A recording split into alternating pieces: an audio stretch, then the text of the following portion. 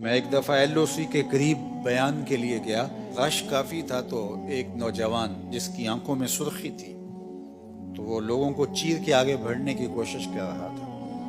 انتظامیہ نے روکنا چاہا تو میں نے اشارہ کیا کہ اس کو قریب آنے دیا جائے، تو وہ قریب آیا اور کپ کپاتے ہوئے ہونٹوں سے اس نے مجھے کہا کہ میں آپ کا سن کے بارڈر سے آیا ہوں، بس یہ میرے لیے دعا کیجیے اللہ مجھے شہادت عطا کر دے۔ جب قوم کے بیٹوں میں یہ جذبہ ہوگا تو دنیا کی کوئی طاقت ہمیں نہیں مٹا سکتی۔ قلت اور کثرت یہ پھر ثانوی حیثیت اختیار کر جاتی ہے۔ کس کے پاس اسلحے زیادہ ہیں، کس کے پاس افرادی قوت زیادہ ہے، معاشی طور پہ کون مضبوط ہے، پوری دنیا کفر کا ہاتھ کس کی پشت پر ہے، یہ چیز ثانوی حیثیت اختیار کر جاتی ہے۔ دیکھا یہ جاتا ہے سینوں میں جذبوں کا طوفان کس کے پاس ہے۔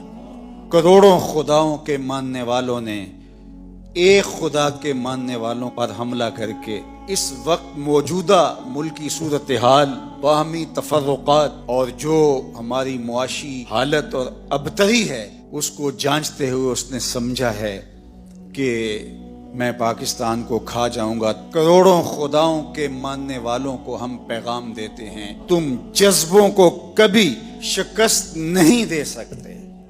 آپ نے کئی دفعہ مودی کی زبان سے رافیل پر اتراتے ہوئے دیکھا ہوگا، بار بار کہتا تھا ہمارے پاس رافیل ہیں، اور اس پہ اس کو ناز تھا۔ رافیل کا نام لیتے اس کی باچھیں کھل جاتی تھی اور وہ رافیل رافیل کرتا پھر رہا تھا، لیکن پھر رافیل کو بھاگنے کے راستے بھی نہیں ملے ہیں۔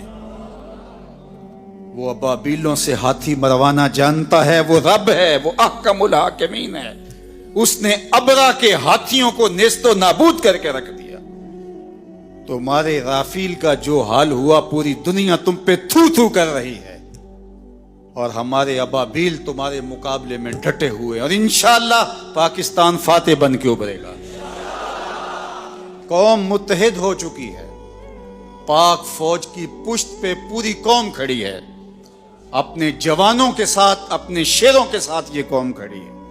مت کوئی بھول میں رہے، داخلی اختلافات آنے والے دشمن کی جارحیت کے مقابلے میں ختم ہو جاتے ہیں اور قوم میں متحد ہو جاتی۔ تمہارے اس اقدام نے قوم کو یکجا کر دیا ہے، قوم کو کھڑا کر دیا ہے۔ ہمارے شیر دل مجاہد جو اپنی جانیں ہتھیلی پہ لیے مرنے کی، شہید ہونے کی آرزویں کر رہے ہیں اور ہاتھ جوڑ جوڑ کے کہہ رہے ہیں دعا کرو مجھے شہادت مل جائے، اس قوم کو تم کیسے شکست دے سکتے ہو؟ کیسے اس قوم کو تم بچھاڑ سکتے ہو؟ تم نے اس قوم کو للکارا ہے جو رب کی طاقت پہ بھروسہ رکھتی ہے، جو جہاد فی سبیل اللہ پہ بھروسہ رکھتی ہے، شہادت جس کے لیے سعادت کا تاج ہے۔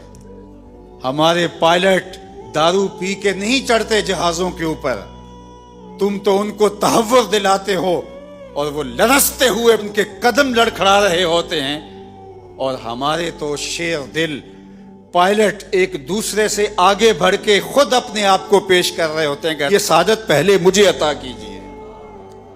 تم ایم عالم کی داستانیں بھول چکے ہو، یہ انہی کے فرزند ہیں، یہ انہی کے بیٹے ہیں، اور یہ قوم انشاءاللہ سرخرو رہے گی، سر بلند رہے گی۔ تم بھول گئے، تم نے سمجھا کہ یہ باہمی افتراق میں مبتلا ہے، اور آج اسرائیل کے بل بوتے پہ پھدک رہے ہو۔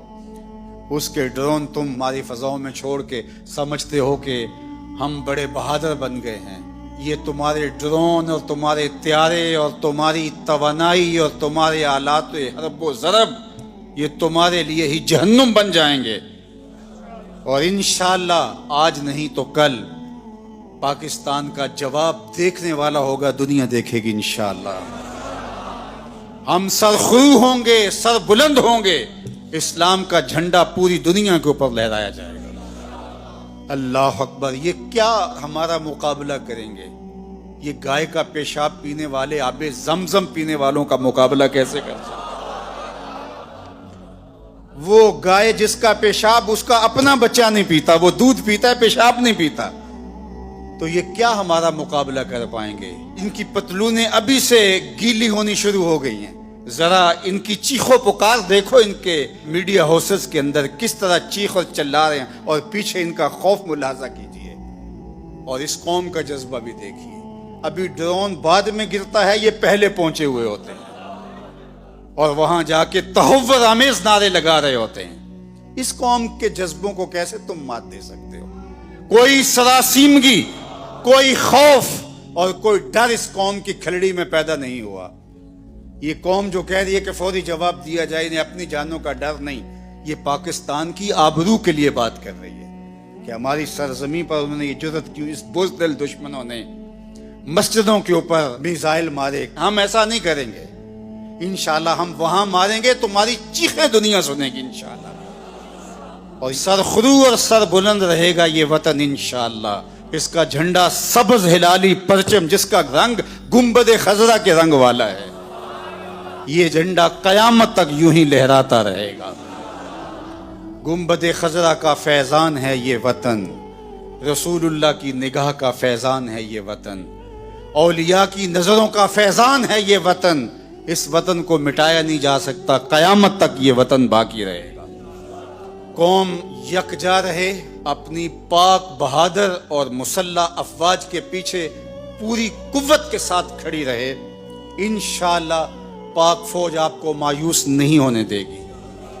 ہمارے مجاہد، ہمارے سپاہی، ہمارے سپہ سالار، ہماری فوج کا ایک ایک فرد سینہ سپر ہے دشمن کے مقابلے میں، اور انشاءاللہ آپ آج نہیں تو کل دیکھیں گے کہ دشمن کو بھاگتے ہوئے راستہ نہیں ملے گا، اور اسلام کا پرچم سر بلند ہو رہا ہوگا، اور پاکستان زندہ باد کے نعرے لگائے جا رہے ہوں گے۔ آئیے میرے ساتھ نعرہ بلند کریں، نعرہ تکبیر، نعرہ رسالت، اسلام، پاکستان، پاک فوج، نعرہ تکبیر، نعرہ تکبیر، کی محمد سے وفا تو نے تو ہم تیرے ہیں، یہ جہاں چیز ہے کیا لوح و قلم تیرے ہیں۔